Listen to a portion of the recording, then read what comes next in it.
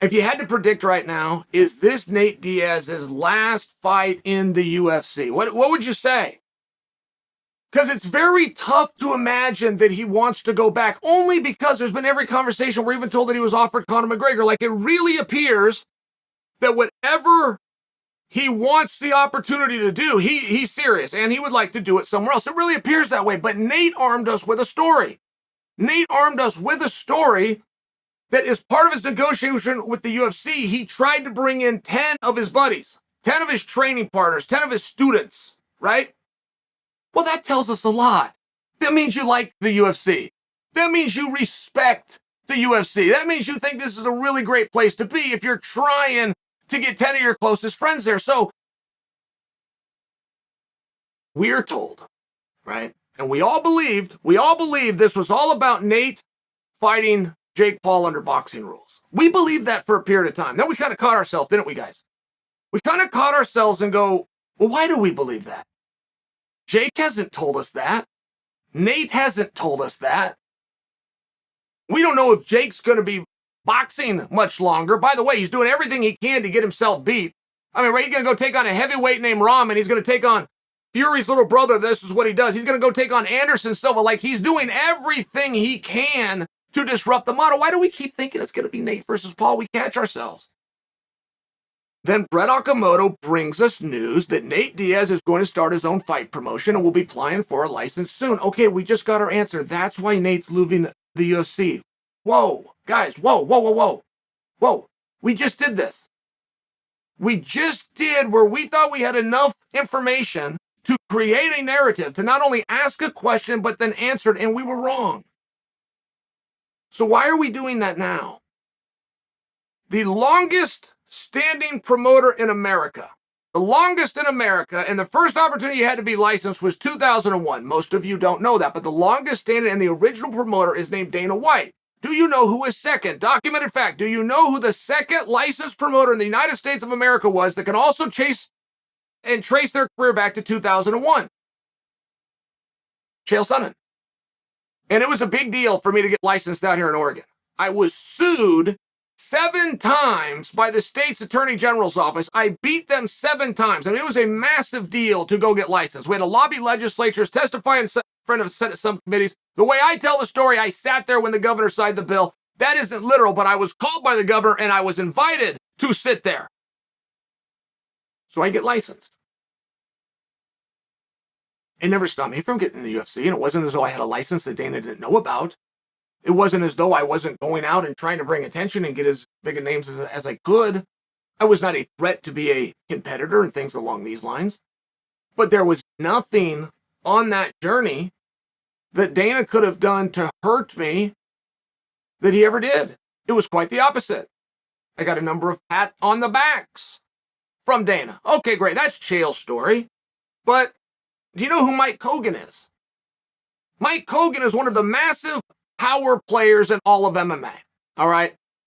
If you have Lorenzo in the UFC, that is what Coker would be to Bellator. But then you have Dana of the UFC. That is what Kogan would be to Bellator. Kogan was managing a buddy. This is while being active in the role over at Bellator. He has a friend who he's representing. That friend is named Nate Diaz. So Nate has an active contract. Kogan would come right on stage. He'd come right on stage and hold his t-shirt and hand him something to drink and get him off into the back. Ray Sefo currently, to this day, who is the president, I always want to call it World Series of Fighting, Professional Fighters League. He could be on the scale. He could be at the weigh-in this weekend. Ray's always got a guy fighting in the UFC. It could be this weekend. And Dana doesn't keep him off camera. Dana doesn't ban him from doing it. There's just none of those things.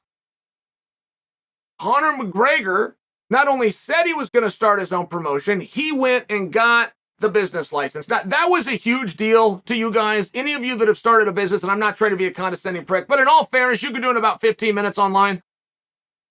You contact the office in Salt Lake and you can get an EIN really fast. You can go and download partnership agreements. You walk that into a bank and open up an account. Those are the 3 steps you're in business. I'm not telling you you're going to have a good one or a bad one, but those are the 3 steps. You can do about 15 minutes. Anybody that does that makes this huge news. And Conor McGregor, who's a master of the game, took the time to do that. He spent those 15 minutes or less that it takes, and he started McGregor Sports and Entertainment. But we don't know where Conor was going to go with that. We know that he's got very good relationships. We don't know if he's going to go book a venue in Ireland. We don't know if he's working with distribution partners. We don't have any of that information, but we do know one thing, which is Dana White didn't slow him down one bit. That did not delay Dana from booking him in a fight, from putting him on a TV, from using his avenues. I mean, he just didn't. Didn't have anything to do with it. And Dana didn't know.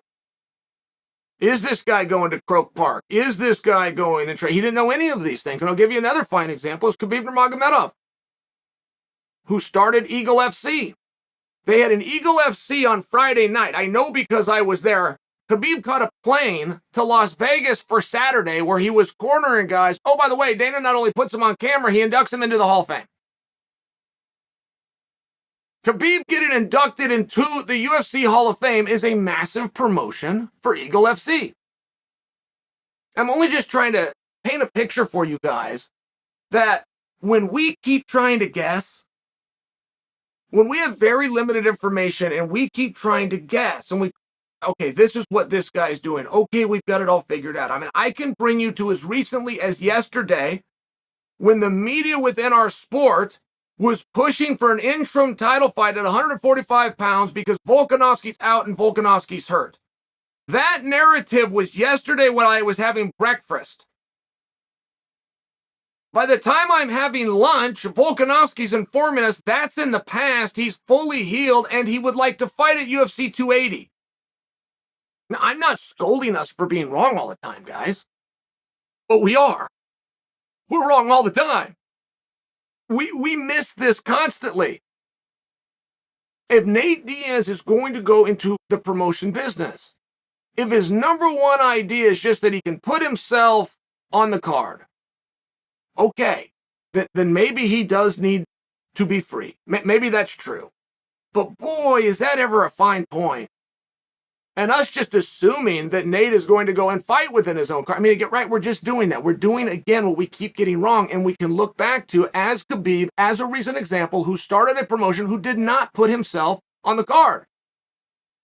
It would have blown Eagle up, and they would have been massive. But that wasn't his plan. He was working. He had other things to do. And getting in the back and warming up the day after he made weight to go and compete on a card that he's putting.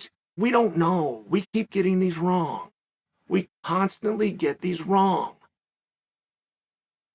Is Nate Diaz ever going to fight again in the UFC? Now, that's a guess. You could say yes and you could say no. We could all play that game, and one of us is going to be right, but it's just based on that probability of 50-50. Just based on the probability there's only 2 answers, it's heads or tails, and we might get it. The people that are saying, no, he will not fight, but they know why. And as a matter of fact, I know he will not fight. He's even starting his own promotion. It never delayed me to insert myself. It never delayed Hogan. It never delayed Cepho. It never delayed McGregor. It never delayed Khabib. And it's not going to affect Diaz either. Both statements can be true. Nate is going to fight in the UFC. Nate is starting his own promotion. They can both be true. So just ponder that, because all we're doing is guessing, guys. It's all we can do is guess. I understand that. But to form a hypothesis, which is the first step before you can get to theory, before you can do that, a hypothesis is a guess based on an educated assumption. And we don't know a damn thing about the plans of Nate Diaz.